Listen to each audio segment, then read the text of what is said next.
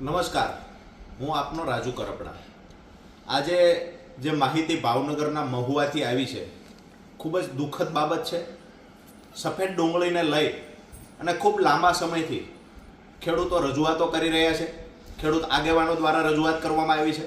Marketing યાર્ડમાં રજૂઆત થાય છે. જે લોકો કિબેટનું કામ કરે છે અને વિદેશમાં જે સફેદ ડુંગળીની નિકાસ કરે છે તે જે મહુવાની અંદર જે સેન્ટરો આવેલા છે આ સેન્ટરોમાં પણ રજૂઆત થઈ છે. એપીએમસી માર્કેટિંગ યાર્ડની અંદર જ્યારે ખરીદી થાય છે ત્યારે વારંવાર ખેડૂત આગેવાનો દ્વારા રજૂઆતો કરવામાં આવી છે કે ક્યાંક ને ક્યાંક સફેદ ડુંગળી જે ખરેખર ગુજરાતમાં ઘર વપરાશમાં અને લોકો ખાવામાં ખૂબ ઓછો ઉપયોગ, નહિવત ઉપયોગ કરે છે, અહીંયા ઉપયોગ લાલ ડુંગળીનો થાય છે.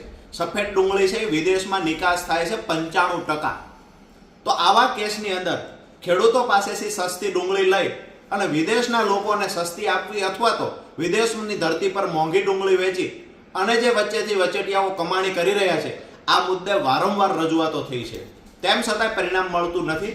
આજે જ્યારે મહુવા માર્કેટિંગ યાર્ડની અંદર ખેડૂત આગેવાન ભરતસિંહ અને એમની સાથેની ટીમ દ્વારા જ્યારે રજૂઆતો કરવામાં આવી, જ્યારે ખેડૂતોને સાથે રાખી અને જ્યાં સુધી યોગ્ય ભાવ ન મળે ત્યાં સુધી માર્કેટિંગ યાર્ડ બંધ રાખવાની જે ખરેખર વાત કરવામાં આવી, ત્યારે ક્યાંક ને ક્યાંક અમુક ત્યાં સત્તાધીશો જે હતા એના દ્વારા જે ખેડૂતોને લૂંટી રહ્યા છે, જે ખેડૂતોનું શોષણ કરી રહ્યા છે અને જે ખેડૂતોના દુશ્મન છે, આ લોકો દ્વારા ખેડૂતોએ જ્યારે અવાજ ઉઠાવ્યો ત્યારે એમનાથી સહન ન થયું અને ક્યાંક ને ક્યાંક ખેડૂતોનો અવાજ દબાવવા માટે મોટી સંખ્યામાં પોલીસનો કાફલો ઉતારવામાં આવ્યો. એક ખેડૂત ભાઈને પોલીસ દ્વારા લાફો મારવામાં આવ્યો. આવા પણ અમને મેસેજ મળ્યા છે. ખેડૂતો સાથે અભદ્ર ભાષામાં પોલીસે વ્યવહાર કર્યો, આવા પણ મેસેજ મળ્યા છે. આજે સાંજે 4 વાગે ખેડૂત આગેવાનોની, ખેડૂતોની અને ત્યાં વેપારીની, એપીએમસીના પ્રમુખની, આ તમામની અત્યારે મીટિંગ છે. અપેક્ષા રાખીએ છીએ એક સુખદ સમાધાન થઈ જાય. પોલીસ અધિકારીને કહીએ છીએ કે જે કર્મચારીએ ખેડૂતને લાફો માર્યો અને અભદ્ર ભાષામાં વ્યવહાર કર્યો છે આ ખેડૂત પર કાર્યવાહી કરવામાં આવે. આજે સાંજે 4 વાગ્યાની મીટિંગ જો સફળ થાય તો ઠીક છે, ખેડૂતોના હિતમાં નિર્ણય લેવાય તો ઠીક છે.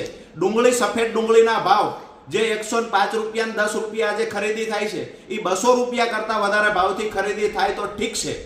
વરના 2 દિવસની અંદર ખેડૂતોને સાથે રાખી હું પોતે રાજુ કરપડા મહુવા આવી રહ્યો છું અને મોટી સંખ્યામાં ખેડૂતોને ભેગા કરી અને આ મુદ્દે ઉગ્રથી ઉગ્ર આંદોલન કરી ખેડૂતોને પોતાની ડુંગળીના યોગ્ય ભાવ મળી રહે. વચેટિયાઓ જે ખેડૂતો પાસેથી કરોડો રૂપિયાની કમાણી કરી રહ્યા છે અને વિદેશની ધરતીમાં જે નિકાસ કરી રહ્યા છે અને વચેટિયાઓ જે કમાણી કરી રહ્યા છે એ વચેટિયાઓની કમાણી કરે એમાં અમને વાંધો નથી, પણ ક્યાંક ને ક્યાંક વચેટિયાઓ એટલી હદે કમાણી કરે કે ખેડૂતોના પરસેવાની કમાણી પણ જો વચેટિયા ખાઈ જતા હોય તો આ સમયે ખેડૂત આગેવાનોએ બોલવું જોઈએ. અને જો ખેડૂત